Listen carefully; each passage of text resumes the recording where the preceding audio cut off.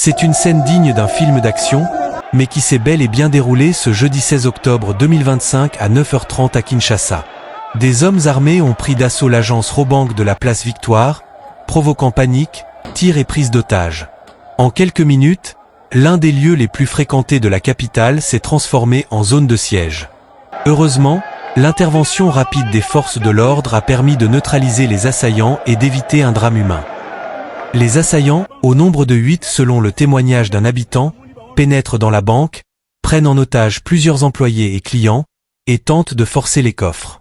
À l'extérieur, les passants fuient, les commerçants ferment leurs échoppes, pendant que les forces de l'ordre encerclent rapidement le bâtiment. Commence alors une opération tendue, sous le regard inquiet de toute la ville. Après plusieurs minutes d'échange de tirs, la police parvient à neutraliser les braqueurs et à libérer les otages, sans qu'aucune victime ne soit à déplorer. Un véritable soulagement, mais aussi une alerte majeure sur la sécurité urbaine dans la capitale. Dans cette vidéo, nous revenons sur les faits, les zones d'ombre, les réactions officielles, et surtout, ce que cet incident révèle sur la sécurité dans la capitale congolaise. Restez connectés, abonnez-vous et activez la cloche pour ne rien manquer de nos analyses exclusives sur l'actualité en Afrique. Nos services nous ont alertés sur la tentative de braquage à la Robank Victoire. Aussitôt informé, je suis descendu sur les lieux. Je peux vous dire avec certitude qu'à l'heure actuelle, la situation est sous contrôle. J'en profite pour féliciter nos services de sécurité, l'armée et la police nationale, pour avoir opéré avec professionnalisme. Il n'y a eu ni mort, ni blessés, et les assaillants sont maîtrisés. Je viens de présider à cette occasion une réunion de sécurité pour évaluer. Je demande à la population de rester calme et de collaborer avec nos services de sécurité.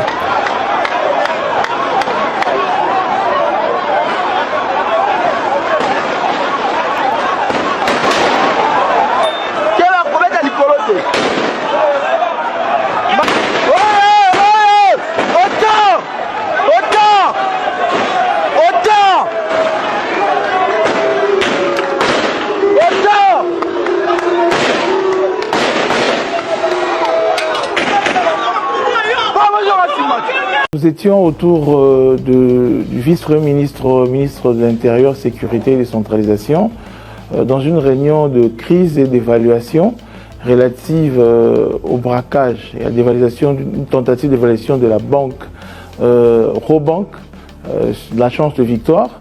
Et nous félicitons la bravoure de nos forces de l'ordre et de défense et nous rappelons que plusieurs crépitements de balles ont été entendus, mais il y a 0 mort, 0 blessé et il y a eu des éléments, des criminels qui ont été appréhendés.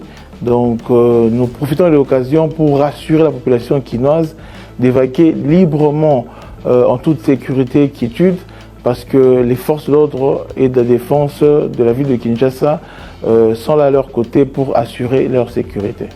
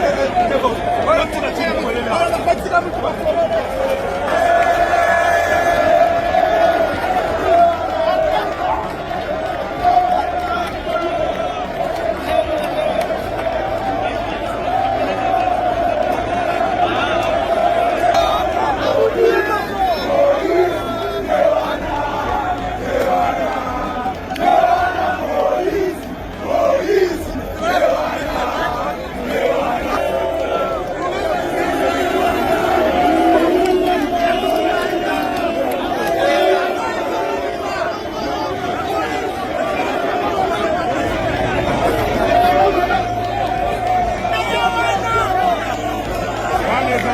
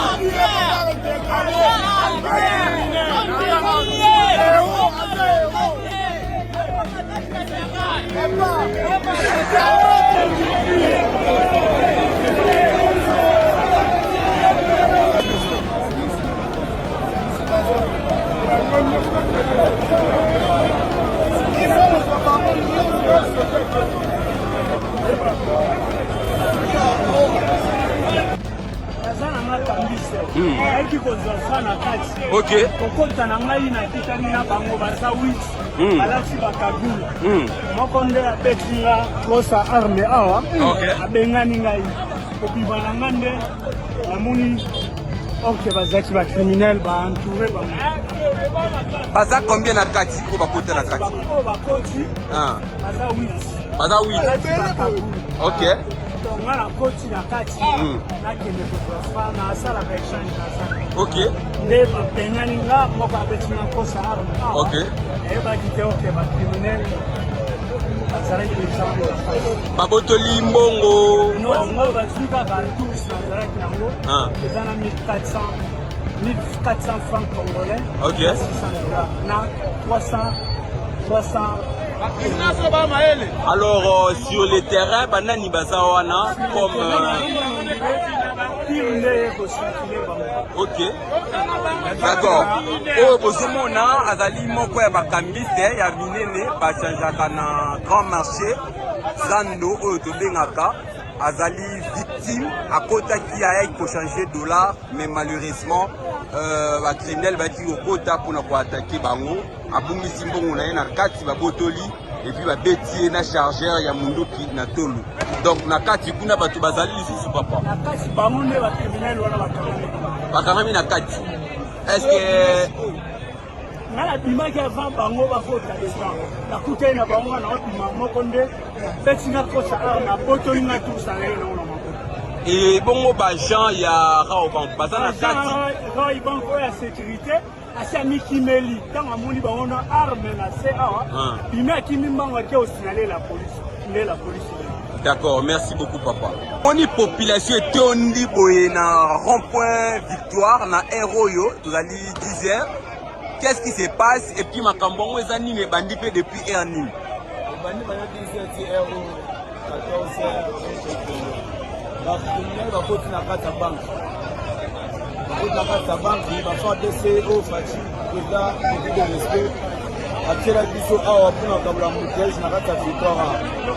Deux fois deux c'est biso ba chauffeur pour compagnie bango si ba kanela bango pour kiwana ba ba nini on menacé bango pour ba kitsa bango na se donc ya loba ebele za penate l'état de la biso na bango ma pe pona ba pesa na biso ba kanaka biso ba chauffeur ta zele ba makasi mais na makambo ka pesa tunani bango to tunani bango ina se pena. D'accord.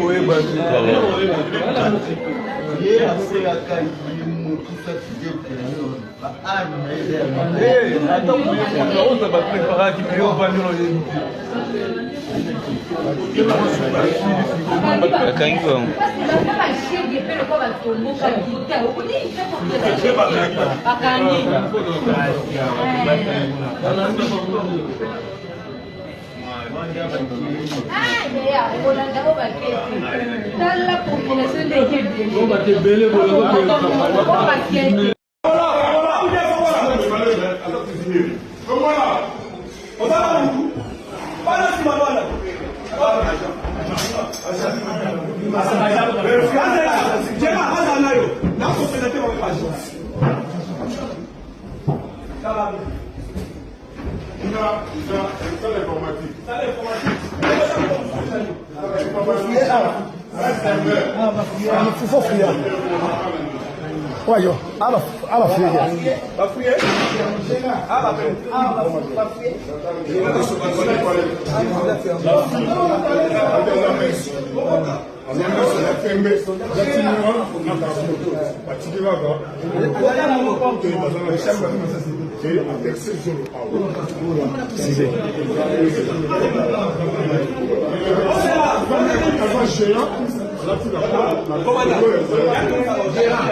Siamo come